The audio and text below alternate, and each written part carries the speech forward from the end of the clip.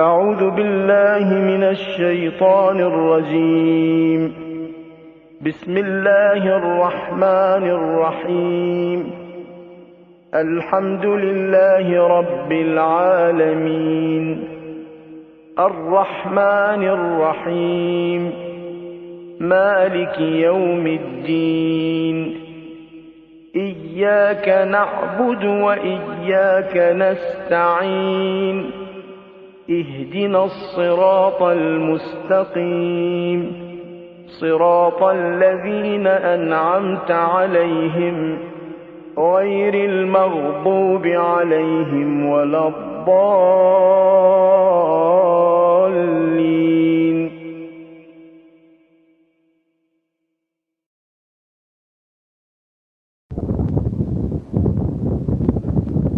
لا حول ولا قوة إلا بالله العظيم. حسبنا الله ونعم الوكيل، نعم المولى ونعم النصير. وأعوذ بالله من الشيطان اللعين الرجيم. بسم الله الرحمن الرحيم. الحمد لله الذي إليه مصائر الخلق وعواقب الأمر، مجيدا لم يزل محمودا لا يزال. نحمده على نوامي فضله وامتنانه ونير لطفه وبرهانه، داعي المدعوات بارئ المسموكات جبار الأراضين والسماوات، والصلاة والسلام والتحية والإكرام على الرسول النبي الأمي سيدنا المؤيد بشيرنا المسدد نذيرنا المجدد المصطفى الأمجد والمحمود الأحمد أبي القاسم محمد وآله وأهل بيته وعطرته الطيبين الطاهرين الأئمة الهداة المهديين الراشدين المعصومين المظلومين، لا سيما على الإمام المنتظر والحجة الثانية الشرف، عجل اللهم له الفرج وسهل اللهم له المخرج، ولعنة الدائمة ولا أعدائهم أجمعين. أما بعد فقد قال الله الحكيم في كتابه الكريم. بسم الله الرحمن الرحيم. نحن نكتب ما قدموا وآثارهم وكل شيء أحصيناه في إمام مبين.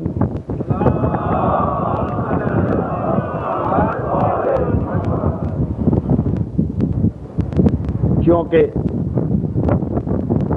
ایک مجلس ابھی آپ نے سنی اور الحمدللہ ذکر حسین اور مصائب کے اعتبار سے مکمل ترین مجلس تھی، اس لیے زیادہ دیر آپ کو زحمت نہیں دی جائے گی، اور آج یہ مجلس اس عشاء زینبیہ کی اس سے پہلے کی 8 مجالس کے مقابلے میں خاصی مختصر ہوگی. اور پھر یہ رات بھی ایک ایسی رات ہے کہ جس کے حوالے سے مصائب کا بیان زیادہ، لیکن ایک طرف وہ موضوع کہ جس پہ ہماری بات مسلسل 8 دن ہوتی رہی اور اب اسے اختتام کے مرحلے پر جانا، اور دوسری جانب آج حسین کے ماننے والے اور زہرا کو ان کی بیٹی زینب کے مصائب میں پرسہ دینے والے اس تعداد میں آئے ہیں کہ وہ پیغام پہنچانا تو ضروری ہے کہ جس کے خاطر میدان کربلا میں میرے مظلوم امام نے ایسی قربانی دی کہ آدم سے لے کے آج تک اور آج سے لے کے قیامت تک کسی دور، حتیٰ یہ کہ کسی نبی سے بھی ایسی قربانی نہ ممکن ہو سکی نہ ممکن ہو سکے گی. لیکن وہ مقصد حسین اسی تسلسل میں کہ جو 8 دن سے گفتگو ہو رہی ہے، یقیناً وہ مومنین کرام جو آج ہی کے دن اور آج ہی کی رات کو تشریف لائیں انہیں بات سمجھنے میں تھوڑی پریشانی ہوگی، پھر بھی تمہیداً اپنے موضوع کا ربط آپ کے سامنے پیش کرتے ہوئے کہ اسلام اپنے ماننے والوں پر جہاں ایک جانب یہ ذمہ داری عائد کرتا کہ تمہیں من و ان ہمارے احکامات پہ عمل کرنا ہوگا، اور اللہ نے ہمیں پیدا کر کے اس دنیا میں آزاد نہیں چھوڑ دیا، ہمارے ایک ایک عمل کے بارے میں ہم سے سوال و جواب کیا جائے گا، ہمیں قبر میں جا کے اپنے ایک ایک عمل کا حساب و کتاب دینا پڑے گا، اور وہ سوال و جواب اور وہ حساب و کتاب کچھ اس انداز سے ہے کہ جس میں ہماری زندگی کا چھوٹے سے چھوٹا کام باقی نہیں رہنے پائے گا۔ ابو بصیر اسدی کوفی یہ روایت نقل کرتے ہیں کہ ایک دن میں اپنے چھٹے امام صادق آل محمد امام صادق علیہ السلام تھے، امام کی خدمت میں حاضر تھا کہ میں نے دیکھا کہ ایک خاتون پورے اسلامی حجاب کے ساتھ، جن کا نام ام خالد تاریخ کی کتابوں میں لکھا، خدمت امام میں آتی اور اسی حجاب اسلامی کے اندر رہ کر ایک سوال کرتی ہیں کہ فرزند رسول ثقلین، مجھے ایک ایسا مسئلہ پیش آ گیا کہ جس کے لیے میں آپ تک آئی، اور وہ مسئلہ ایسا تھا کہ جسے اس لیے سمجھنا بہت ضروری کہ آج بھی بہت سارے مومنین کرام کا اسلام کے بارے میں یہی خیال ہے جو اس دور میں پایا جاتا تھا ان خاتون کا، کہ جن کے بارے میں آخر امام معصوم نے یہ ارشاد فرمایا کہ کاش ہمارا ہر ماننے والا اس عورت کی طرح سے ہماری اطاعت کرے۔ وہ سوال کرتی ہیں کہ فرزند رسول، میں بیمار ہوں اور کافی طویل عرصے سے میں بیمار ہوں، اور یہ بیماری بڑھتی چلی جا رہی ہے، کبھی کبھار بیماری اس لیے بھی ٹھیک نہیں ہو پاتی کہ پروردگار عالم کی مصلحت یہی کہ اس بندہ مومن کا امتحان لیا جائے، وہ بیماری کہ جسے روایتوں میں گناہ معاف کرنے کا ایک ذریعہ قرار دیا گیا، لیکن کبھی کبھار اپنی کوئی غلطی سبب بنتی۔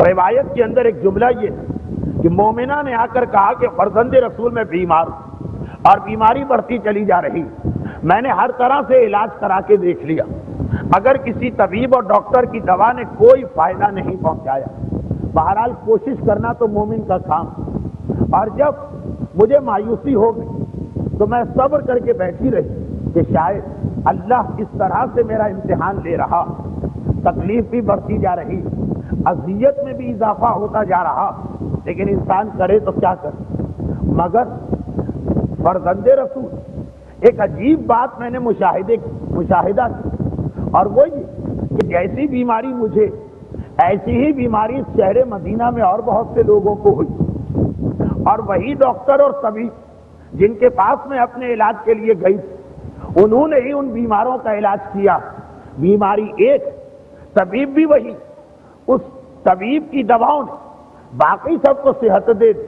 باقی سب ٹھیک ہو گئے، لیکن وہی ڈاکٹر اور طبیب میں ان سے رجوع کر رہی تو نہ صرف یہ کہ بیماری ختم نہیں ہو رہی بلکہ روز بروز بڑھتی چلی جا رہی اور تکلیف میں اضافہ ہوتا جا رہا۔ مولا میں گھبرا گیا اور میں نے اپنے طبیبوں سے ایک بات کی کہ آخر کیا وجہ کہ یہی بیماری دوسرے کو ہے تو تم صحیح دوا دے رہے ہو اور اس کا علاج ہو جا رہا، اور وہی بیماری مجھے تو تمہاری دوا فائدہ نہیں کر رہی۔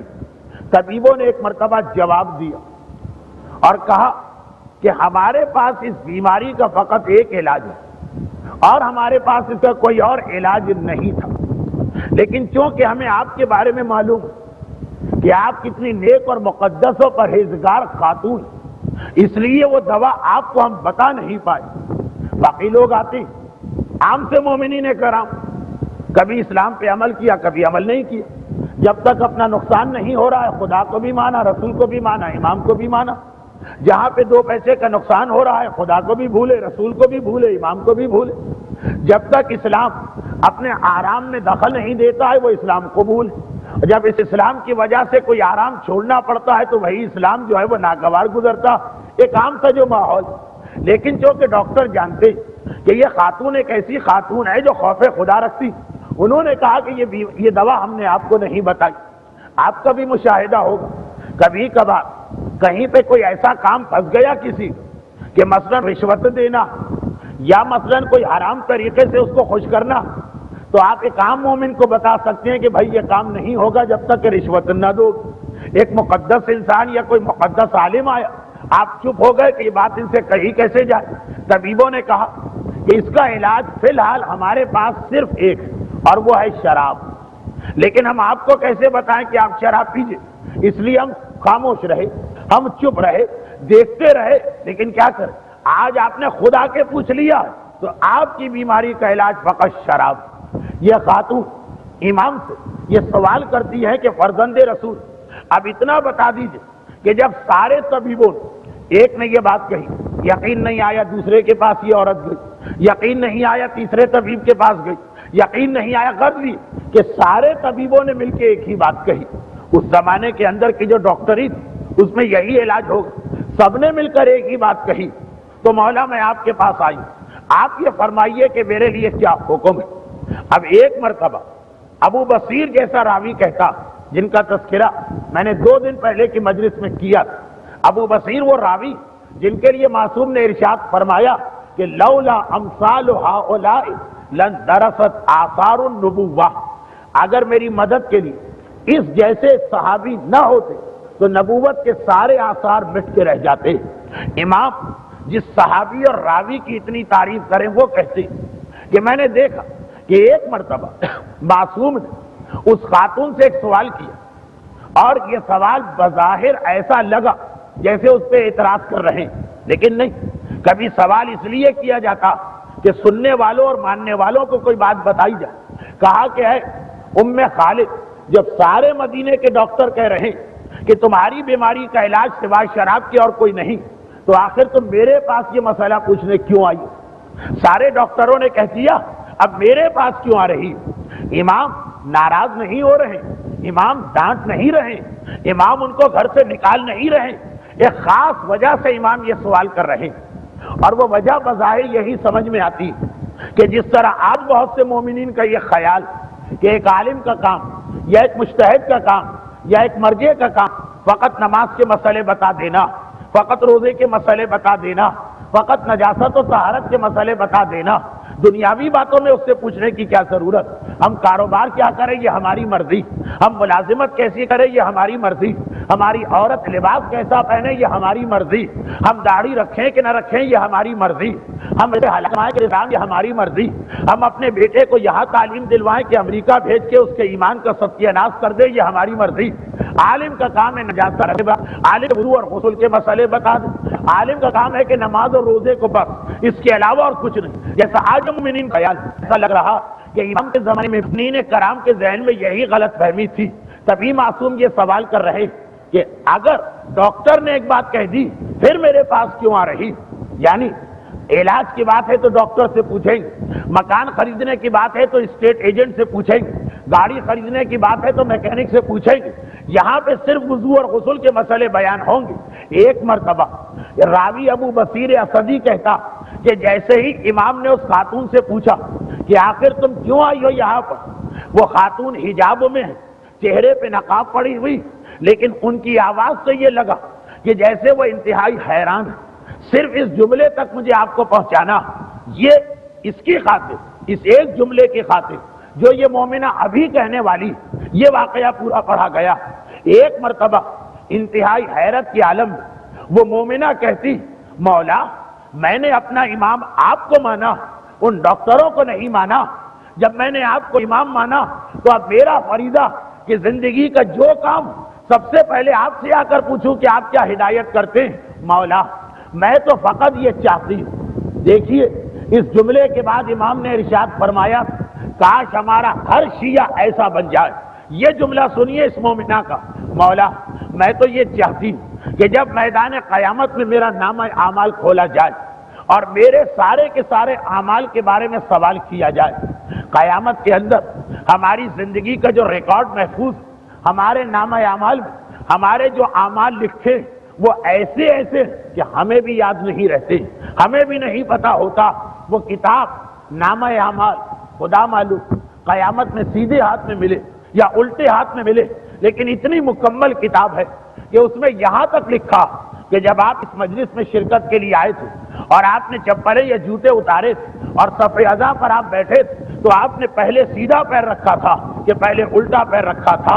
اور ایک بار کی بات نہیں، یعنی زندگی کے بڑے بڑے کام تو چھوڑیے، اتنے چھوٹے چھوٹے بھی ہمارے اعمال اس میں لکھیں کہ ہم مسجد میں جتنی مرتبہ بھی گئے، کب ہم نے پہلے سیدھا پیر رکھا تو ہمیں ثواب ملے، اور کب ہم نے پہلے الٹا پیر رکھا، گناہ تو نہیں ہے لیکن ثواب سے محروم رہے، اور جب کبھی بیت الخلا گئے تو کب الٹا پیر آگے بڑھایا اور کب سیدھا پیر آگے بڑھایا۔ آپ کو بھی شاید یاد نہ ہو کہ اس صف اعضاء پہ جو آج آ کر آپ بیٹھے ہیں، آج آپ کا پہلے سیدھا پیر بڑھا تھا، الٹا پیر بڑھا تھا، اور کہا یہ کہ جب سے آپ نے ہوش سنبھالا اور مسجدوں اور امام باڑوں اور صف اعضاء پہ جانا شروع کیا، وہاں تک کی رپورٹ اس کے اندر ہے۔ تو ایک مرتبہ مومنہ کہتی ہے مولا میں یہ چاہتی ہوں کہ میدان قیامت میں جب یہ نامہ اعمال کھولا جائے گا اور میرے ایک ایک عمل کے بارے میں مجھ سے سوال ہوگا، یہ کام کیوں کیا، یہ کام کیوں کیا، یہ کام کیوں کیا، تو میرا فقط ایک جواب ہو۔ کیا جواب ہو؟ جس کام کے بارے میں پوچھا جائے میرا جواب یہ ہو میرے امام نے حکم دیا تھا، میرے آقا اور مولا نے اجازت دی تھی، اس لیے میں نے یہ کام کیا۔ میری زبان پہ نہ آئے کہ فلاں کام میں نے اس لیے کیا کہ میرے شوہر نے کہا تھا، فلاں کام اس لیے کیا کہ رشتہ داروں نے کہا تھا، فلاں کام اس لیے کیا کہ میری برادری کا کہنا تھا کہ یہ کام ہونا ہے۔ مولا میں نے اپنا امام آپ کو مانا ہے، اس لیے میرے ہر عمل کا جواب یہ ہونا چاہیے یہ کام میں نے اس لیے کیا کہ میرے مولا نے مجھے حکم دیا یا اجازت دی۔ ابو بصیر کہتے ہیں ایک مرتبہ میرا چھٹا امام اپنی جگہ سے بلند ہوا اور مجھے دیکھ کے کہا اے ابو بصیر کاش میرا ہر شیعہ اس مومنہ کی طرح سے اپنی زندگی کا یہ اصول بنا لے۔ کیا اصول؟ کہ جو کام آپ کریں آپ کے پاس ایک جواب ہو، میرے آقا اور مولا نے حکم دیا آپ نماز پڑھیں، کوئی پوچھے کس لیے، کہا اس لیے کہ امام کا حکم ہے، کسی کو خوش کرنے کے لیے نماز نہیں پڑھ رہے، کسی دولت کی لالچ میں نماز نہیں پڑھ رہے، اس لیے کہ امام نے حکم دیا۔ آپ روزہ رکھیں، آخر کس لیے؟ یہ نہ کہیں کہ یہاں کے ماحول میں سب روزہ رکھتے ہیں تو بغیر روزے کے رہنا مشکل ہے، اور یہاں کا روزہ ہے بھی کتنا آسان، ایئر کنڈیشن کمرے میں سارا دن گزار دیا۔ نہیں، آپ کا جواب ہو میرے امام نے حکم دیا۔ پوچھا جائے آپ نے حج کیوں کیا، آپ یہ نہ کہیں کہ سب جا رہے تھے میرے دل میں بھی شوق پیدا ہو گیا، نہیں میرے امام نے حکم دیا۔ اور اس طرح کی زندگی۔ چھٹا امام کون؟ چھٹا امام جس کی وجہ سے ہمارا دوسرا نام ہے جعفری، ہم جعفری کہلاتے ہیں جس چھٹے امام کی وجہ سے انہوں نے اصول بتایا وہ ایسے گزرے۔ یعنی اگر آپ کا چہرہ ہو داڑھی کے ساتھ ہو تب بھی جواب یہ ہو کہ امام نے اس کا حکم دیا، لیکن ذرا سوچئے وہ مومنین کرام جن کے چہرے پہ داڑھی نہیں ہے، کیا وہ یقین کے ساتھ کہہ سکتے ہیں کہ وہ قیامت میں یہ جواب دیں گے کہ یہ داڑھی ہم نے اس لیے منڈوائی ہمارے امام نے حکم دیا؟ وہ مومنات جن کے چہروں پہ صحیح حجاب نہیں، جن کے سروں پہ صحیح چادر نہیں، جن کے جسم پہ صحیح طریقے سے جسم چھپانے کا لباس نہیں ہے، اگر قیامت میں ان سے پوچھا گیا کہ تم اس طرح کیسے آ رہی ہو، کیا وہ یہ جواب دیں گی کہ ہمارے آقا اور مولا نے اس کا حکم دیا؟ میں زیادہ پشتو زبان کو زیادہ نہیں سمجھتا بلکہ تقریباً نہ ہونے کے برابر، لیکن جتنی دیر اس صف اعضاء پر بیٹھا یہ حدیث مصائب کی حدیثیں مشترک ہیں، یہ سنا کہ چوتھا امام فرماتا ہے الشام الشام الشام، تو الشام الشام کیوں کہہ رہے ہیں؟ اسی حجاب کی وجہ سے تو کہہ رہے، اسی پردے کی وجہ سے تو کہہ رہے۔ تو کیا یہ چوتھے امام کا ماتم کرنے والیاں اور چوتھے امام کو ان کے گھر کا پرسہ دینے والیاں قیامت میں جب نامہ اعمال کھولا جائے گا تم نے یہ لباس کیسے پہنا، تم نے یہ حجاب نامکمل کیوں کیا؟ اور یاد رکھیے ساری کائنات کا پروردگار ایک ہے، ہم دو خداؤں کے قائل نہیں ہیں، ہمارا یہ نظریہ نہیں ہے کہ یہاں دو خدا ہیں جو علاقے سے الگ الگ ہے، ایک پروردگار ہے۔ تو جو حجاب یہاں کیا جاتا ہے وہی حجاب کراچی جا کے کرنا ہے، وہی حجاب لاہور جا کے کرنا ہے، وہی حجاب پارا چنار جا کے کرنا ہے، وہی حجاب بمبئی جا کے کرنا ہے۔ یہ کیا طریقہ کار ہے کہ یہاں پہ حجاب ہے اور جیسے ہی جہاز نے پاکستان یا ہندوستان کے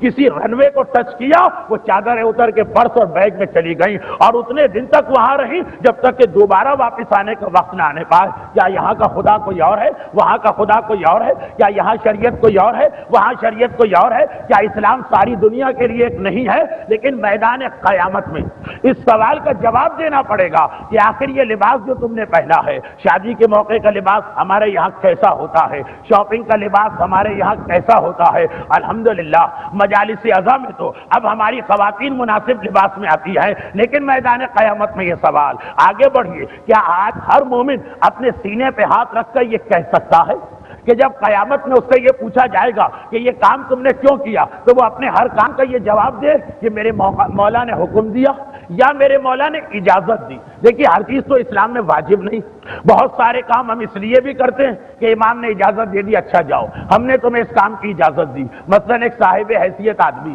اور وہ اپنے تمام واجبات کو ادا کرنے کے بعد کہیں گھومنے پھرنے چلا گیا، کہیں تفریح کے لیے نکل گیا، 15 دن بچوں کی چھٹیاں تھی، اس نے کہا کہ چلو مثلا پاکستان میں جا کے مری گھوماؤ یا امریکہ میں جا کے ڈزنی لینڈ گھوماؤ۔ قیامت میں پوچھا گیا وہاں کیوں گئے، تو وہ یہی کہے گا کہ مولا نے اجازت دی تھی اور یہ کہا تھا کہ جائز تفریح کے لیے جا سکتے ہو، لیکن کیا ہر عمل کے لیے ہم کہہ سکیں گے؟ داڑھی کے بارے میں سوال ہوگا، ہمارا جواب کیا ہے؟ حجاب کے بارے میں سوال ہوگا، ہمارا جواب کیا ہے؟ ہمارے گھر میں 24 گھنٹے جو میوزک بجتی رہتی اور جو گانے کی آواز بلند ہوتی رہتی، اگر اس کے بارے میں یہ سوال ہوا تو کیا آپ میں سے کوئی مومن یہ کہہ سکتا کہ ہمارے آقا نے اس کا حکم دیا؟ چلے حکم چھوڑے، کم از کم اتنا کہہ سکتا کہ ہمارے آقا نے اس کی اجازت دی۔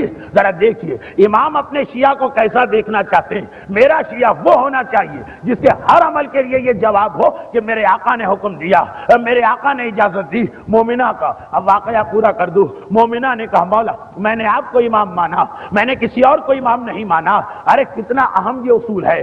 آپ میں بعض ایسے مومنین جو ایسے علاقوں میں رہتے ہیں کہ جہاں پہ برادری کا دباؤ بہت زیادہ ہوتا، فلاں کام اس لیے کرنا پڑتا ہے کہ برادری کا یہ تقاضا، جیسے ہمارے یہاں، میں شہر کراچی کا رہنے والا ہوں اور اس سے پہلے ہندوستان سے تعلق رہ چکا ہے میرے بزرگوں کا۔ ہمارے یہاں مثلا شادی ایک ایسی تقریب ہوتی کہ آج اس کا ذکر چھیڑنا قطعاً غیر مناسب تھا، ایک جملے میں بات کو مکمل کر رہا ہوں۔ مثلا شادی انتہائی دیندار گھرانوں کے اندر بھی، پابند شریعت گھرانوں کے اندر بھی سارے گناہ شادی کے نام پہ ہوتے ہیں، اور پوچھا جائے آپ جیسا شخص اور شادی کے نام پہ اس طرح سے مکس گیدرنگ، اس طرح سے بغیر حجاب کے مرد اور عورتوں کا بیٹھنا، اس طرح سے آپ کی بچیوں کا وہ گانا گانا جو اسلام نے اس موقع پر بھی حرام، شادی کے موقع پہ تھوڑی سی اجازت، لیکن وہ نہیں کہ جو پاکستان میں چل رہی۔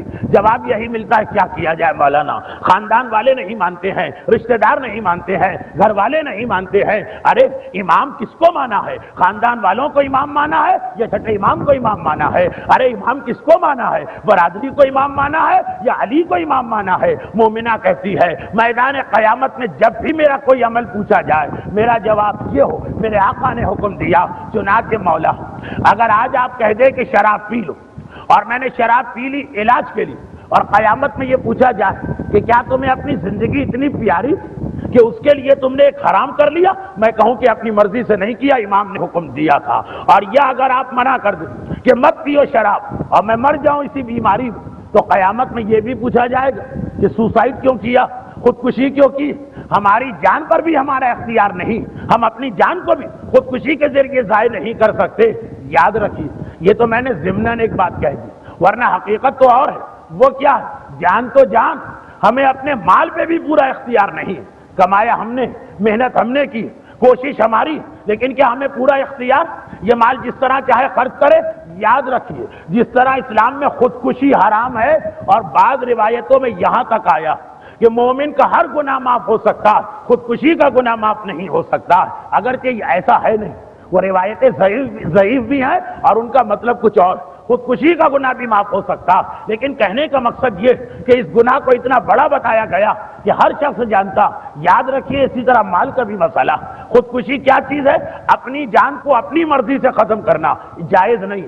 اپنے مال کو بھی اگر آپ کہیں میں اپنی مرضی سے خرچ کروں گا، مال میں نے کمایا ہے، جا کے میں گانے کا کیسٹ لے کے آؤں گا، جا کے میں حرام فلم کا کیسٹ لے کے آؤں گا، آپ کو یہ اختیار نہیں ہے، بلکہ عجیب روایت ہے۔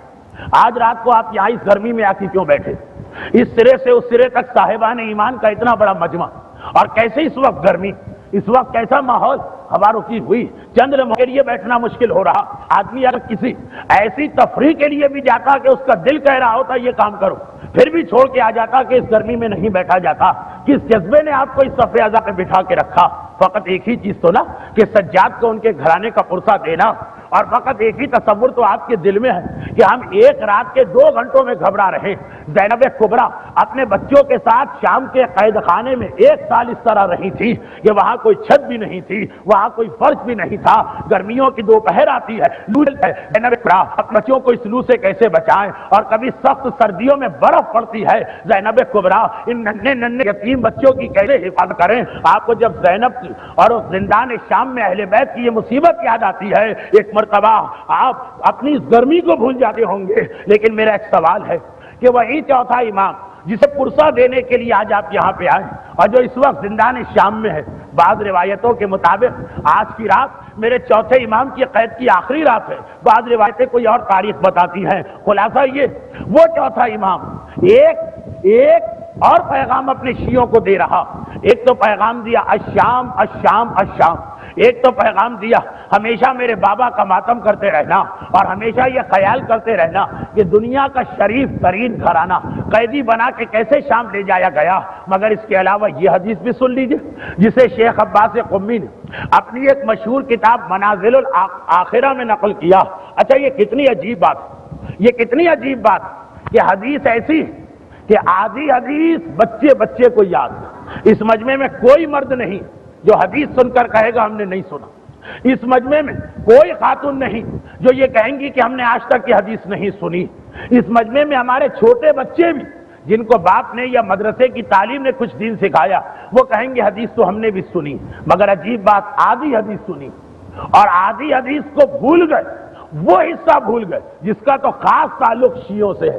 حدیث کے 2 حصے، پہلا حصہ سارے دنیا کے انسانوں سے ہے جس میں ہم بھی آ گئے کافر بھی آ گئے، اور حدیث کا دوسرا حصہ خاص محبان اہل بیت سے، اور اسی کو ہم نے بھلا دیا۔ حدیث کیا کہ جب بھی کوئی شخص قبر میں پہنچتا تو قبر کے اندر 2 فرشتے آتے ہیں منکر و نکیر، اور جو سوال کرتے ہیں وہ 9 ہیں۔ 6 سوال سب سے کیے جاتے ہیں، کافر سے، مشرک سے، بت پرست سے، مومن سے، منافق سے، ہر انسان سے، اور وہ 6 سوال یاد۔ من ربک ومن نبیک، من امامک وما دینک، وما کتابک وما قبلتک، تیرا رب کون، تیرا نبی کون، تیرا امام کون، تیرا دین کیا، تیری کتاب کیا، تیرا قبلہ کیا۔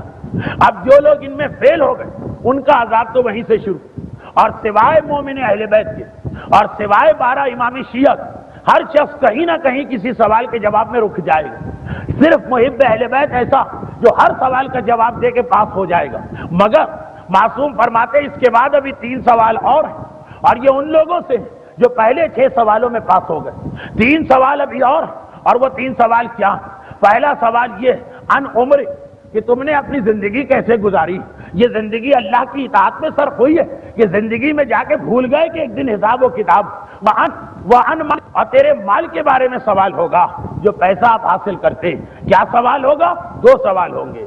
فی من این اکتسبت، تو نے یہ مال کمایا کیسے، جائز طریقہ تھا کہ ناجائز، حلال طریقہ تھا کہ حرام، اور اس کے بعد فیما اتلفت، اور یہ مال تو نے خرچ کیسے کیا، حلال طریقے سے کہ حرام طریقے سے۔ خالی خودکشی ہی حرام نہیں ہے، اپنے مال کے بارے میں بھی حکم ہے۔ اور یہاں پہ ایک بات اور یاد رکھیے، ایک مرتبہ کسی نے جا کر میرے مولا سے یہ سوال کر لیا، امیر المومنین علی ابن ابی طالب علیہ السلام کا فرمان ہے واجب الاذعان۔ ایک دن میرے مولا سے کسی نے سوال کر لیا، مولا میدان قیامت میں سب سے زیادہ افسوس کسے ہوگا؟ دیکھیے قیامت کے میدان میں جب انسان پہنچے گا اور اپنے اعمال کی بنا پہ اس کے لیے جنت جہنم کا فیصلہ ہوگا تو ہر وہ شخص جس کو عذاب دیا گیا وہ خوشی کے عالم میں تو نہیں جائے گا نا، وہ غم کرتا جائے گا، بلکہ افسوس کرے گا، بلکہ پچھتائے گا، بلکہ سوچے گا کاش میں یہ غلطیاں نہ کرتا۔ لیکن سب سے زیادہ افسوس کس کو ہوگا؟ سب سے زیادہ، یاد رکھیے فرعون کو سب سے زیادہ افسوس نہیں، اس کو پتا ہے کہ میں نے کیا کیا، اس کے حساب سے جو کچھ مجھے سزا ملی ٹھیک، غم ہوگا، افسوس ایک الگ چیز، پچھتانا، ماضی کو یاد کر کے سوچنا کاش میں یہ نہ کرتا۔ نمرود کو افسوس ہوگا لیکن سب سے زیادہ نہیں، شداد کو افسوس ہوگا لیکن سب سے زیادہ نہیں۔ مولا سب سے زیادہ افسوس کس کو ہوگا؟ فرمایا الطائفتان، 2 لوگوں، اور ان میں سے پہلا کون ہے؟ صاحب دولت، جس سے اللہ نے کچھ بھی دولت دی، اس سے زیادہ افسوس کسی کو نہیں ہوگا۔ مولا اسے سب سے زیادہ افسوس کیوں ہوگا؟ کہا اس لیے کہ اس نے دولت کو کمایا اور جمع کر کے رکھا، چنانچہ جب اس کا حساب کتاب آیا پتا چلا اس نے زکات نہیں دی، پتا چلا اس نے خمس نہیں دیا. جو 100 درہم آپ کے پاس ایک سال جمع رہے، 20 درہم سال کے آخر میں آپ کو اٹھا کے امام کے نام پر اپنے مرضی کو پہنچانا. 100 درہم تو میں نے بہت بڑی بات کہہ دی. جو 5 درہم آپ کے پاس جمع، آپ کو سال کے آخر میں اس میں سے 1 درہم اٹھا کے امام کے نام پہ دینا. جو 5 رومال آپ نے خریدے، سال کے آخر میں اس میں سے 1 رومال آپ کو جا کے سہم امام اور سہم سادات یعنی خمس دینا. خیر، پتا چلا زکات کا سوال، خمس کا سوال، رد مظالم کا سوال، پھر یہ کہ جھوٹ بول کے پیسہ تو نہیں لیا، فراڈ کر کے پیسہ تو نہیں لیا، اپنے بھائی کا حق تو نہیں مارا، میراث میں تو کوئی ڈنڈی نہیں ماری. یہ سارے سوال. بات بہت مختصر کرتا ہوں، اختتامی مرحلہ قریب آ رہا، لیکن بس یہ حدیث سن لیجئے اور اس کے حوالے سے پیغام مکمل ہو جائے. اب روایت میں یہ کہ مولا نے کہا جب سارا حساب کتاب ہو گیا پیسے کے بارے میں تو حکم ہوا لے جاؤ اسے جہنم کی طرف چلائیے. ابھی تک بھی اسے زیادہ افسوس نہیں، افسوس تو ہے لیکن اپنی غلطی پتہ چل گئی نا. غلطی پتہ چل جائے تو انسان برداشت کر لیتا. جب یہ جا رہا تھا جہنم کی طرف تو یہ بھی آپ کو پتا ہوگا کہ جہنم اور جنت کا راستہ ایک ہے. آگے جا کے پھر 2 راستے نکلتے. شروع میں ایک ہی راستہ، اس سے نیچے کیا دیا گیا جہنم، اور پل صراط پہ چڑھا کے آگے پہنچا دیا گیا جنت. مگر شروع کا راستہ ایک. جب یہ جہنم کی طرف لے جائے جا رہے ہیں، اور جہنم بھی کس طرح پہاڑ پہ کھڑا کر کے نیچے پھینکا جائے گا تو جہنم. انہوں نے دیکھا ان کے قریب سے کچھ لوگ گزرے، وہ بہت خوش نظر آ رہے ہیں، ایک دوسرے کے گلے مل رہے ہیں، بار بار ایک دوسرے کو مبارکباد دے رہے ہیں. ایک مرتبہ یہ لوگ رک گئے جہنم والے اور کہا کہ تم لوگ کون؟ انہوں نے رک کے ان کو دیکھا، گھبرا گئے، نہیں خوش ہو گئے. کہا ارے آپ کہاں سے مل گئے؟ ہم تو آپ کو یاد کر رہے تھے، ہم تو آپ کا انتظار کر رہے تھے. یہ جہنم والے گھبرا گئے، ہمارا انتظار؟ کہا کہ ہاں، اللہ نے آج یہ فیصلہ کیا کہ ہمیں جنت ملے، اور یہ فیصلہ آپ کی وجہ سے کیا گیا. آپ نے ہمیں جنت دلوائی، اتنا بڑا احسان ہم پہ کیا، آپ نے ہمیں جنت دلوائی. ہم ڈھونڈ رہے تھے اور خدا سے دعا کر رہے تھے کہ کہیں آپ لوگ نظر آ جائیں تو ہم آپ کا شکریہ ادا کریں. یہ پیسے والے جو جہنم میں جا رہے ہیں ایک مرتبہ کہنے لگے ہمارا مذاق کیوں اڑاتے ہو، ہم تمہیں جنت دلوائیں؟ ارے اگر ہم میں اتنی طاقت ہوتی تو اپنے لیے جنت نہ خرید لیتے. ان نوجوانوں نے گھبرا کے کہا یہ کیا کہہ دیا آپ نے، ہماری جنت فقط آپ کی وجہ سے، اور آپ نے ہمیں نہیں پہچانا. پتا چلا ان میں سے کوئی ان کا بیٹا، ان میں سے کوئی ان کا بھائی، ان میں سے کوئی اس کی بیوی، ان میں سے کوئی اس مرنے والی کا شوہر، ان میں سے کوئی اس کا پوتا ہے، کوئی اس کا چچا ہے، کوئی بھتیجا. یہ سارے خاندان کے لوگ نکلے.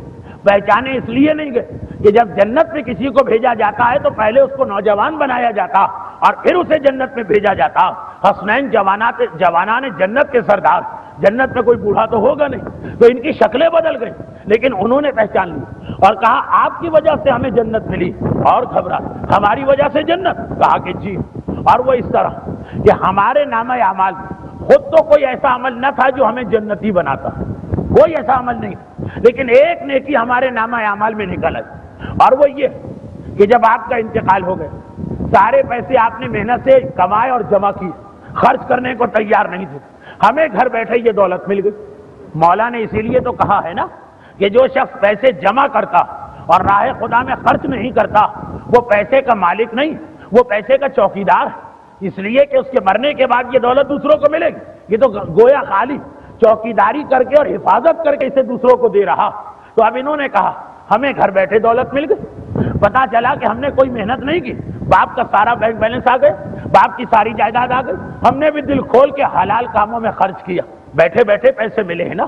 مگر ایک بار خیال آ گیا، وہ یہ کہ یہ پیسے ہماری محنت کے بغیر آئے، اس میں سے تھوڑا راہ خدا میں خرچ کر دو. تو اپنے آپ پہ خرچ کرتے رہے، سب اٹھا کے راہ خدا میں نہیں دیا. خدیجہ طاہرہ جیسا حوصلہ بھی کہاں ہوتا ہے، اور اسلام نے ہم سے مانگا بھی نہیں اتنا زیادہ کہ پیسے دیں اور ہارٹ فیل بھی ہو جائے ساتھ ساتھ. کہا نہیں، اپنی حیثیت کے مطابق ہمیں گھر بیٹھے پیسے مل گئے. پتا چلا کہ باپ دبئی میں تھا، باپ ابو ظہبی میں تھا، باپ شارجہ میں تھا. اتنی شدید گرمی کے اندر مجلس میں اس وقت بیٹھنا مشکل، اور دن کے وقت بہت سے لوگوں کو کام کرنا ہوتا. وہ سارے درہم و دینار کما کے رکھے، خود تو انتقال ہو گیا، بیٹے کو ملے. اس نے گرمی میں کوئی کام نہیں کیا، اس نے کوئی خون پسینہ ایک نہیں کیا، اور اس نے اچھا لباس پہنا مگر جائز حدود میں، اچھا مکان بنا لیا جا کے دیکھیے بیٹے کا ولا اور کوٹھی جو پاکستان کے اندر ہوگی، لیکن اس نے سوچا جو بغیر محنت کے ملا تو کچھ اللہ کے نام پہ بھی خرچ کر دو۔ ایک مسجد بن رہی تھی اس میں اس نے دے دیا، ایک امام باڑہ بن رہا تھا اس میں اس نے دے دیا، ایک مدرسے کی ضرورت تھی اس میں اس نے دے دیا، کہیں صف اعضا بچھانے میں پیسے کی ضرورت تھی اس میں اس نے خرچ کر دیا۔ غرض یہ کہ یہ لوگ کہتے ہیں ہمارے ذاتی اعمال میں تو کوئی عمل ایسا نہ تھا کہ ہم فوراً جنت میں جاتے ہیں، مگر آپ کی وجہ سے جو پیسہ ملا، اور وہ بھی سارا نہیں، اس کا ایک حصہ جو ہم نے خدا کے راستے میں خرچ کیا، وہ نیکی اللہ کو اتنی پسند آئی کہ اللہ نے اعلان کر دیا کہ اے میرے ملائکہ ان سب کو جنت میں لے جاؤ۔ نہ آپ کی دولت ہمیں ملتی، نہ آج ہم جنت کے اندر جاتے۔ میرا مولا کہہ رہا یہ جو پیسے والے تھے، اب ان سے زیادہ افسوس کسی کو نہیں، حتیٰ یہ کہ فرعون و نمرود کو بھی نہیں۔ یہ سوچتے رہے محنت ہماری تھی، کمائی ہماری تھی، قربانی ہماری تھی، اور اس کی وجہ سے ہم جہنم میں گئے، حساب کتاب گڑبڑ نکلا، اور ہمارے بیٹے اور ہمارے بھائی اور ہماری بیویاں اور میرے شوہر وہ سب اس کی وجہ سے جنت میں چلے گئے۔ کاش ہم بھی اپنے ہاتھوں سے راہ خدا میں یہ پیسہ خرچ کر کے آتے۔ اب میرا مولا کہہ رہا سب سے زیادہ افسوس ان کے اوپر ہے۔ اور پھر ایک جملے کی حدیث سن لیجیے۔ ایک دن اللہ کا رسول مسجد النبوی میں ایک سوال کر رہا، اور وہ یہ، کچھ باتیں باقی رہ جائیں گی تو انشاءاللہ کل دوپہر کو بھی تو ایک مجلس، وہ تو اگر کہ آج سے بھی زیادہ مختصر ہو، اس لیے کہ بہرحال کل زیادہ ماتم کرنا، زیادہ غم کرنا ہے، اور گرمی بھی تھوڑی زیادہ ہے۔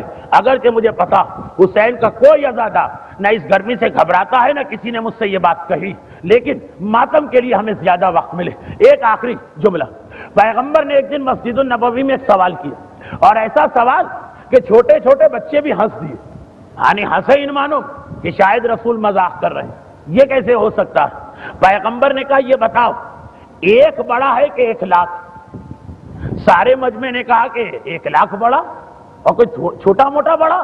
1 درہم آپ کی جیب میں ہو، 1,00,000 درہم آپ کی جیب میں ہو، زمین آسمان کا فرق۔ پیغمبر نے کہا لیکن خدا کے یہاں کبھی ایک جو ہے بڑا ہو جاتا ہے، 1,00,000 چھوٹا رہ جاتا، یہ کسی کی سمجھ میں نہیں آ رہا۔ کہا اللہ کے رسول یہ کیسے؟ کہا یہ ایسے کہ ایک آدمی نے 10 لاکھ کمائے، اور 1,00,000 اس نے راہ خدا میں دے دی، اس کو ثواب ملے گا، ضرور ملے گا۔ ایک آدمی نے آج 2 درہم کمائے، اور 1 درہم اس میں سے راہ خدا میں دے دیا، اللہ کی نگاہ میں اس کا یہ 1 درہم اس کے 1,00,000 سے بڑا، وہ 1,00,000 ضائع نہیں، وہ 1,00,000 کو اللہ نے پھینکا نہیں، اس کا ثواب ملے گا۔ مگر یہ بڑا کیوں بڑا؟ اس لیے کہ اس نے اپنی دولت کا 10واں حصہ دیا، 10 لاکھ میں 1,00,000، اور اس نے جتنا کمایا اس میں سے آدھا اٹھا کے دے دیا۔ تو اللہ کو کوئی پیسے کی ضرورت تو ہے نہیں کہ وہ یہ دیکھے کہ کس نے 10,000 دیے، کس نے 5,000، کس نے 2,000، اور پتہ چلے کہ 5,000 والے کو زیادہ ثواب دیا جائے۔ اللہ تو دیکھتا ہے دینے والا کس حیثیت کا ہے۔ 2 درہم کمانے والا 1 دے گا، اس کا ثواب زیادہ، اور 10 لاکھ کمانے والا 1,00,000 دے گا، اسے ثواب ملے گا، لیکن کب ملے گا؟ تو ایک طرف آپ نے سنا کہ میدان قیامت میں کام آنے والی نیکی، اور اگر وہ نیکی نہ کی جائے تو افسوس والی نیکی۔ محنت آپ کریں گے، ثواب آپ کے بیٹے لے جائیں گے، محنت آپ کریں گے، سارا فائدہ آپ کے گھر والے لے جائیں گے، اور پھر اس میں کوئی رقم کی مقدار بھی نہیں ہے، کم اور زیادہ، ہر جگہ پر اس پیسے کی ضرورت دین کو بھی پڑتی ہے۔ مجھے یہ اطلاع ملی کہ یہ مرکز حسین، جس میں سارا سال مختلف دینی سرگرمیاں ہوتی رہتی ہیں، بہرحال ایک دینی مرکز ہے آپ حضرات کے لیے یہاں پر، اور اسے بڑا غنیمت سمجھیے، اس کے سارا سال کے اخراجات، اور پہلی محرم سے لے کے 8 ربیع الاول تک مسلسل یہ صف اعضا جو بچھائی گئی، یہ صف اعضا کے اخراجات، خود اس مرکز کا سالانہ کرایہ ہی 1,40,000 درہم، اور اس کے علاوہ جو بے شمار اخراجات۔ صف اعضا بچھانے والوں کوئی بھی شریک ہو جائے، اس کا اجر و ثواب بارگاہ الہی میں کتنا۔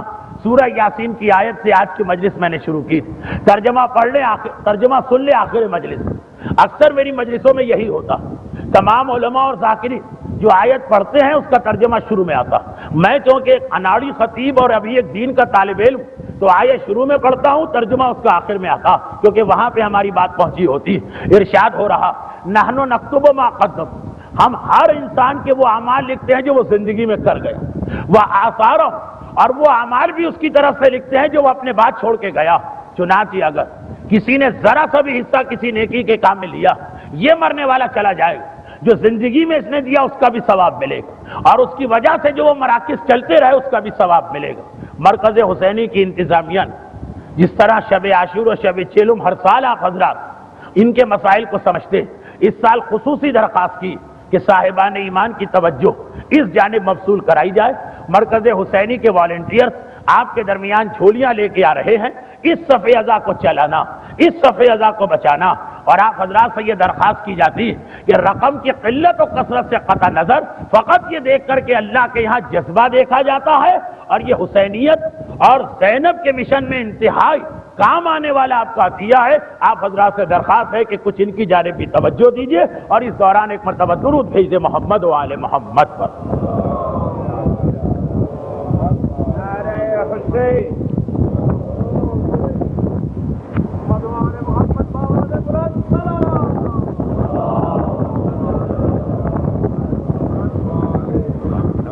جی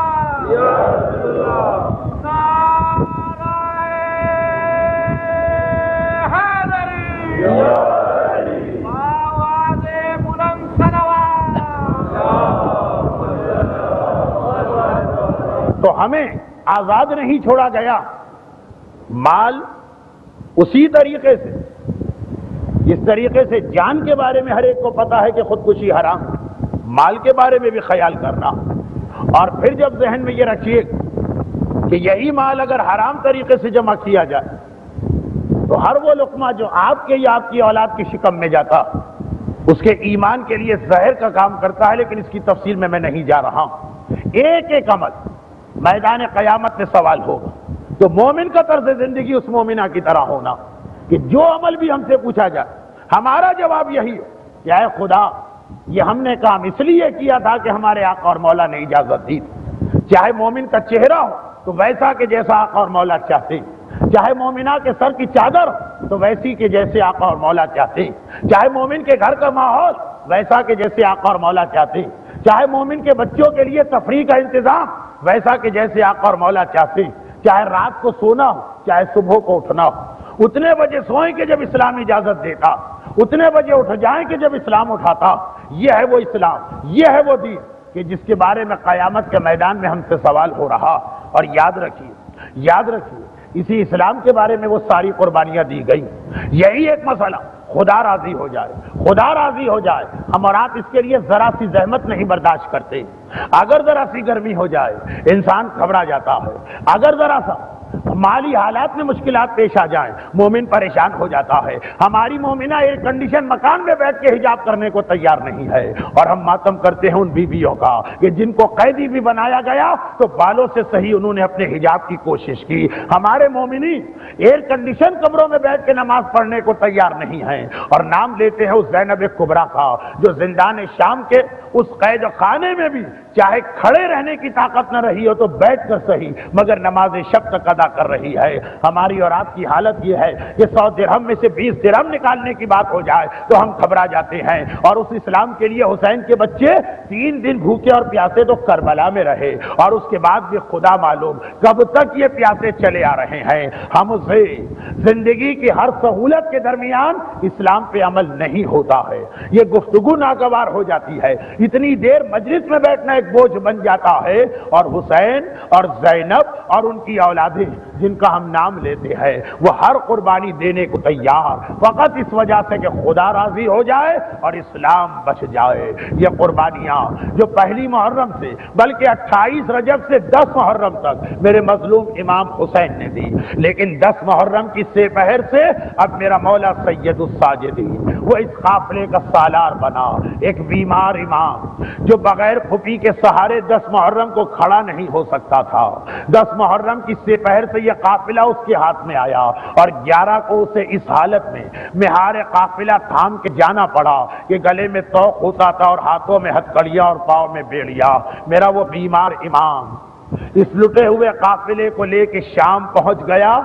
میں اکثر ایک جملہ کہتا ہوں، اور اس سال 40 کے اس عشرے کی جسے دنیا کے بعض علاقوں میں عشرہ زینبیہ کہا جاتا، 7ویں یا 8ویں مجلس میں میں نے عرض بھی کیا تھا کہ یہ فیصلہ کرنا بڑا مشکل ہو جاتا، کربلا میں حسین کا جہاد زیادہ بڑھا تھا یا کوفے اور شام کے بازاروں اور درباروں میں سکینہ، زینب اور سجاد کا جہاد زیادہ بڑھا۔ اے ارباب عزا، ایک منزل تو بالکل ہمارے سامنے، جب میرے مولا سجاد نے کہا الشام الشام الشام، کربلا نہیں کہا شام. اور یہ کب کہا؟ جب پوچھا گیا مولا سب سے بڑا امتحان کہاں دیا گیا؟ الشام الشام الشام. اور فقط یہی نہیں، گھر کے وہی بہت بڑا امتحان، بلکہ سب سے بڑا کہ بہنوں اور پھوپھیوں کو ننگے سر بازاروں اور درباروں میں دیکھا. فقط یہی نہیں، میرے مولا سجاد کا امتحان ایک اور حوالے سے سنیے. میرے مولا سجاد نے بھی لاشیں اٹھائے، میرے آقا حسین نے بھی لاشیں اٹھائے ہیں، تو میرے مولا سجاد نے بھی لاشیں اٹھائے ہیں. مگر اے عزاداروں ذرا سنو تو صحیح، دونوں کے لاشیں اٹھانے میں فرق. حسین نے لاشیں اٹھائے مگر اکبر کا لاشا، مگر قاسم کا لاشا، مگر اون و محمد کا لاشا، مگر حبیب ابن مظاہر اور مسلم ابن اوسجا کا لاشا، یعنی مردوں کے لاشیں. بہرحال یہ شہادتیں بھی بڑا غم، لیکن مرد کے لیے شہید ہو جانا تو ایک فضیلت. میرے مولا سجاد نے لاشیں اٹھائے مگر خاندان کی بیویوں کے لاشیں. کبھی یہی مولا سجاد چاہے کربلا کے واقعے کے بعد سے ہی شام میں اپنی پھوپھی زینب کا لاشا اٹھاتا ہے، کبھی شہر مدینہ میں اپنی ماں رباب کا لاشا اٹھاتا ہے، اور کبھی زندان شام میں ننھی بہن سکینہ کا لاشا اٹھاتا ہے. مولا حسین لاشیں آپ نے بھی اٹھائے لیکن مردوں کے لاشیں نا. آقا سجاد آپ کا امتحان کتنا بڑا تھا کہ آپ کو تو عورتوں کے لاشیں اٹھانا پڑ رہے، اور اسی کے ساتھ زندان شام کا لاشا. میرا مولا سجاد زبان حال سے یہ کہہ رہا تھا کہ جیسے آقا حسین نے کربلا میں کہا تھا نا، اے شیعوں کاش تم اس وقت کربلا میں ہوتے جب یہ دیکھتے کہ میں اپنے چشماہے کو پانی پلانے لایا تھا اور 3 بھال کا تیر میرے اس چشماہے نے کھایا. اسی طرح سے میرے مولا نے جب سکینہ کا لاشا اٹھایا تھا تو سجاد اس حالت میں ہے کہ زبان حال سے کہہ رہا ہے میرے شیعوں آ کے زندان شام میں اپنے آقا کے مصائب دیکھو، ننھی بہن کا لاشا اس حالت میں. کون سی حالت، کون سی حالت. عجیب منزل ہے. سکینہ کربلا سے بڑی مصیبتیں برداشت کر کے آئی. جب خیمے سے نکلی تھی تو سکینہ اور اپنی شہادت پر سکینہ کو وہی جلا ہوا کرتا پہننا جوڑے میں آئی تھی کربلا سے. 1 سال کے بعد دنیا بھی گئی تو اسی جوڑے اور اسی لباس میں گئی. وہ سکینہ پہلے تو اس کے سارے گردوارے سے گئے تھے. آپ کو معلوم ہے نا کہ گردوارے اتارے نہیں گئے، یعنی وہ دکھائیں گے قانون کا گردواروں کے ہاتھ ڈال کے اسے کہتا رہا کہ سکینہ کے کام تکلیف ہو گئے. ان زخمی کاموں کے ساتھ سکینہ دنیا سے تکلیف سے ہو گئی. آپ کو معلوم ہے نا یہ سکینہ جو تماشے کافی رہی، اور کاری تماشے بھی نہیں، کاری تماشے بھی نہیں. کربلا سے کوفہ، کوفے سے شام، عمر صاحب کے کوڑے بھی اس کے کسی پہ لگے تھے اور کاری کوڑے بھی ملے. ریاض القدس کی روایت ہے کہ جب یہ قافلہ کربلا سے چلا تھا تو زینب نے کہا تھا اے تمہارے ساتھ سکینہ میرے ساتھ اونٹ پر بیٹھتی تھی، اس لیے کہ یہ بچی جب بھی اونٹ پر بیٹھی ہے تو ہمیشہ محل میں اور ہماری کے اندر بیٹھی ہے. آج تو یہ اونٹ ایسے ہیں کہ جس پہ نہ محلیں ہیں نہ ہماریاں ہیں. بظاہر صاف نہیں کرنے سکینہ کو اونٹ پہ اکیلے دکھایا جائے گا. آئے وہ 2 سال کی بچی جو ہماری میں تھی پھوپھی کی گود میں بیٹھتی تھی، آج اسے بغیر کسی کے خالی اونٹ پر بٹھایا گیا. زینب نے فریاد کی میری بچی راستے میں گر جائے گی. بظاہر صاحب نے کہا نہیں گرے. لیکن ریاض القدس کی روایت کہ راستے میں ایک منزل آئی کہ سکینہ اونٹ سے گر گئی اور اس کا پتہ نہ چلا کہ وہ کہاں گئی. زینب اپنی بچی کو ڈھونڈ کے لائی. شمر سے کہا تم نے دیکھ لیا چھوٹی سی بچی بغیر سہارے کے اونٹ پر بیٹھ نہیں سکی ہے، اب تو اسے میرے ساتھ بیٹھنے دے. شمر نے کہا زینب ہم نے دوسرا انتظام کر دیا، اب سکینہ اونٹ سے نہیں گرے گی. تو دوسرا انتظام کیا کیا؟ کیا کسی بیوی کے ساتھ بٹھا دیا؟ جی نہیں. کیا اس اونٹ پر کوئی محل اور ہماری لا کے رکھی گئی ہے؟ جی نہیں. ایک رسی کا ٹکڑا لے کے آیا، سکینہ کو اونٹ کی پیٹھ سے لٹایا اور رسی کے ذریعے سے ننھی سکینہ کو اونٹ کی پیٹھ سے باندھا جا رہا. ماما کے گھر سینے سے سونے والی سکینہ کربلا سے شام اونٹ کی اس وقت پیٹ میں اس طرح گئی کہ جب شام میں سکینہ کی رسی کو کھولا گیا تو سارا جسم رسی تھا، سکینہ کا سارا کرتا اوپر سے نیچے کا سکینہ کے خون سے جان اپنے لہو سے سرخ کرتا اور وہ بھی چلا سکینہ اس زندہ میں کیا میں آ گئی. ایک شام کھلا ہوا قید خانہ ہے نا، کچھ سب تو نہیں. ایک شام کو سکینہ اپنے بھائی سجاد کے پاس آئی، بھیا یہ شام کا وقت ہے نا، یہ سارے پرندے ان کے کہاں جا رہے ہیں؟ سجاد نے کہا سکینہ بہن شام ہو گئی، یہ اپنے اپنے گھروں کی جانب جا رہے ہیں. ارے نبی بچی بڑی حسرت سے پوچھتی ہے بھیا وہ دن کب آئے گا کہ ہم بھی اپنے گھر جائیں؟ اچھا اداروں کو بتائیے یہ سوال کوئی نہیں کرتا، میرا مولا سجاد جواب دے سکتا تھا نا. چلے اگر تاریخ میں بتانا تو اتنا تو کہتا نا کہ ہاں ایک دن ہم جائیں گے، مگر سکینہ تجھے جواب بھی نہیں دے سکتا ہے کیونکہ سکینہ کو واپس اپنے گھر نہیں جانا ہے، اس ننھی سی بچی کو اسی قید خانے میں رہ جانا ہے. ارے بڑا بھائی چھوٹی بہن سے کیسے کہے سکینہ بہن سب جائیں گے لیکن تجھے جانا نصیب نہ ہوگا. وہ ننھی بچی روزانہ دن بھر رات کا ماتم کرے، آدھی رات تک رات کا ماتم کرے، آدھی رات کو زینب سکینہ کو تسلی دے کے سلاتی ہے اور پھر فجر تک سکینہ سوتی ہے. یزید کو بھی نیند نہیں آتی جب تک کہ سکینہ جاگ کے ماتم کر رہی. یزید بھی لیٹتا ہے جس طرح کو آدھی رات کے بعد. ایک ایسی رات اس قید خانے میں آ گئی، سنو آدھا ایک ایسی رات اس قید خانے میں آ گئی کہ سکینہ آدھی رات تک ماتم کر چکی ہے. زینب نے تسلی دے کہ اب سکینہ کو روزانہ کی طرح سلاتی ہے. جب سکینہ سوتی ہے تو پھر ساری بیویاں سوتی ہیں اور پھر زینب سوتی ہے. اب سب جا کے قید خانے میں سو تھوڑی دیر گزری، سکینہ سوتے سوتے اٹھ بیٹھ کے چاروں طرف دیکھا، گھبرا کے کبھی سینہ پیٹا کبھی ماتا پیٹا، میرا بابا کہاں چلا گیا، میرا بابا کہاں چلا گیا. زینب کی آنکھ کھل گئی. زینب نے گھبرا کے کہا سکینہ بیٹی اور رات کو مجھے سمجھاتی ہوں تسلی دیتی ہوں، ارے میرا بابا کربلا میں ہے، تو سو بھی جاتی ہے، آج سوتے سوتے دوبارہ ماتم کیوں شروع کر دیا؟ جواب سنو. سکینہ نے کہا پوری اللہ میں وہ بات نہیں کر رہی، میں وہ مسئلہ نہیں پوچھ رہی. ارے ابھی میں لیتی تھی جیسے ہی میری آنکھ لگی بعد میں نے دیکھا میرا بابا آیا ہے. بابا کے ساتھ دو بیویاں اور آئی تھی. میں نے پوچھا بابا یہ کون ہے؟ بابا نے کہا یہ سلام کرو، ان میں سے ایک میری نانی خدیجہ ہے اور ایک میری نانی فاطمہ زہرا ہے.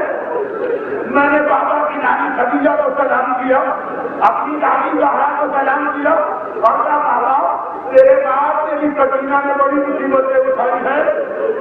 بابا نے کہا سکینہ بیٹی گھبرا نہیں، یہ تیری دادی اسی لیے تو آئی ہے کہ آج ہم دونوں تمہیں لینے کے لیے آئے ہیں، بس ہمارے ساتھ چلنے کی تیاری کر. اوکے اللہ میں ہر رات کی بات نہیں کر رہی، آج تو میرا بابا مجھے لینے آیا، میری دادی زہرا مجھے لینے آئی، کہاں چھوڑ کے مجھے چلے. زینب علی کی بیٹی ہے، یہ جو تم نے تمہیں گھبرا دی. ایک مرتبہ آواز دی اے ام کلثوم، اے رقیہ، اے رباب، اے لیلا، اے فاطمہ کبریٰ، ذرا جلدی سے بیدار تو ہو جاؤ. ارے میری ننھی بچی کیا کر رہی ہے؟ مجھے تو ایسا لگ رہا ہے سکینہ مجھے چھوڑ کے جانے والی ہے. ساری بیویاں بیدار، ساری بیویاں نیچے اٹھی. ایک مرتبہ پھر شیطانیوں نے سکینہ کو گھیرا. سکینہ کا خواب سنا، ہر بیوی کو پتا چل گیا، ایسا لگ رہا ہے سکینہ کا آخری وقت قریب آ گیا. ارے سب نے مل کے ماتم شروع کیا، ہائے سکینہ، ہائے سکینہ، ہائے سکینہ. ایک وقت ماتم شروع ہوا. یہ آواز پہنچ گئی، یہ آواز پہنچ گئی محلے یزید میں. یزید جو ویسے ہی آدھی رات تک جاگتا ہے، بڑی مشکل سے بستر میں دیکھا تھا، جیسے ہی دوبارہ ماتم کی آواز آئی یزید کی آنکھ کھل گئی. غلاموں کو بلایا، یہ دوبارہ ماتم کیوں شروع ہو گیا؟ کہا ہمیں نہیں پتا، وہ ننھی بچی پتا نہیں آگے سے کیا ہوا ہے، سوتے سوتے دوبارہ رونے لگتی. یزید نے اپنی کلیدوں سے کہا جاؤ اور جا کر اس بچی کو چپ کراؤ، غلاموں سے کر جاؤ اور جا کے اس بچی کو خاموش کراؤ۔ ارے سب نے ہاتھ چھوڑے، یہ ہر کام ممکن ہے، اس بچی کو چپ کرانا ہمارے لیے ممکن نہیں ہے، اس لیے کہ جیسے جیسے اسے چپ کرانے کے لیے تماچے لگاتے ہیں تو اور رونے لگتی ہے، ارے میرے بابا مجھے بتا لو۔ ہم اسے چپ کرانے کے لیے تھوڑے ڈالتے ہیں، وہ پلٹ پلٹ کے کربلا کر دیتی ہے، ارے میرے بیٹا مجھے اس دونوں کو بتا لو۔ اس بچی کو ہم کیسے چپ کرائیں؟ تماچے کھاتے تو اور پڑ جاتا، تھوڑے کھا کر تو یہ اپنے بیٹا بات کو یاد کرنے لگتی ہے، یہ ہماری طاقت سے باہر۔ آئیے جی گھبرا کے کہتا ارے پھر مجھے نہیں کیسے آج کوئی طریقہ ہے بچی کو چپ کرانے کا؟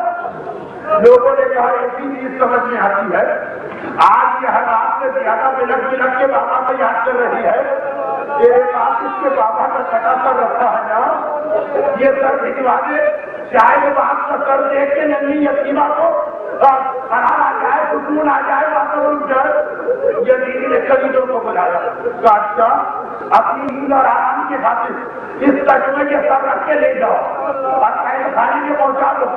ادھر قید خانے میں سنی ساری بیویاں حلقہ بنا کے سکینہ کو گھیرے میں لے کے بیٹھی، سکینہ واپس کرتے کرتے اپنی جگہ سے کھڑی ہو گئی اور قید خانے کے دروازے کی جانب جانے لگی۔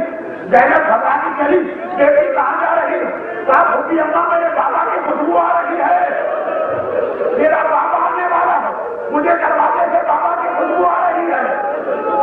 ابھی زینب تسلی دینا چاہتی ہے کہ قید خانے کا دروازہ کھلا، کلیجے سچ لے کے آئی جس میں کپڑا ڈھکا ہوا، زینب کے سامنے یہ سچ رکھا، زینب گھبرا گئی یہ کیا ہے؟ کہا کہ کہتا تھی یہ بیج نے یہ سچ بھجوایا۔ زینب نے کپڑا ہٹایا، جیسے ہی کپڑا ہٹایا اپنے مظلوم بھائی کا کٹا تھا۔ ارے پہلے تو ساری بیویاں ادب اور احترام میں اپنی جگہ سے کھڑی ہو گئی، سب نے اس کٹے سر کا رخ کیا، السلام علیکم یا باب اللہ، السلام علیکم یا ابن رسول اللہ۔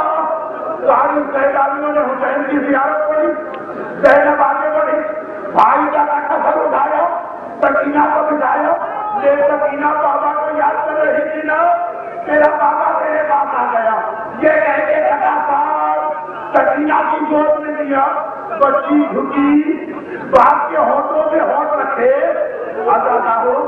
ایک دن تھا حسین جھک کے بچی کی ہونٹوں کا بوسہ لیتے تھے، آج عجیب دن آ گیا، الٹا منظر سامنے، بچی جھک کے باپ کے ہونٹوں کا بوسہ لیتی ہے اور پھر کہتی ہے بابا ارے مجھے چھوڑ کے کہاں چلے گئے، میرے باپ کی بیٹی نے بڑی مصیبتیں اٹھائی، بابا ذرا میرے رخسار دے، تماچوں سے نیلے پڑے ہیں، ارے میرے کان دے اب تک زخمی ہے، بابا ارے ذرا میری پشت دے، سروں کے نشان سے اب تک سیاہ پڑی ہے، مدد ایک مرتبہ بچی چپ ہو گئی، بچی خاموش ہو گئی، اس لیے کہ بچی نے روکے گا بابا میں تو اپنی فریاد کر رہی ہوں، ارے تو مجھ سے زیادہ زخمی لگ رہا، ارے بابا یہ تیرا گلا کس نے کاٹا، ارے یہ تیرے ہونٹوں میں کھڑی کس نے ماری، ارے بابا یہ میری ریچھ میں تیرا خون لگا،